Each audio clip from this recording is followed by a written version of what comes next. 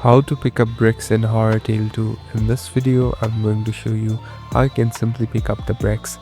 First of all, open the application. So here I'm in this interface. Now you must find brick piles. So in different location and different maps, there will be located bricks. So you must find it out. So here there's a brick pile right here. So simply go in front of this brick pile and simply tap on this hand icon. So as you can see, I have obtained it. Now we can use this brick in different ways. It can even break different things, and mainly it is used to distract the bunny. So you can directly tap on this button and directly hit the bunny. This will confuse the bunny for some time and give you the time to escape from the room or from certain places. Thank you for watching this video. I hope this video will help you.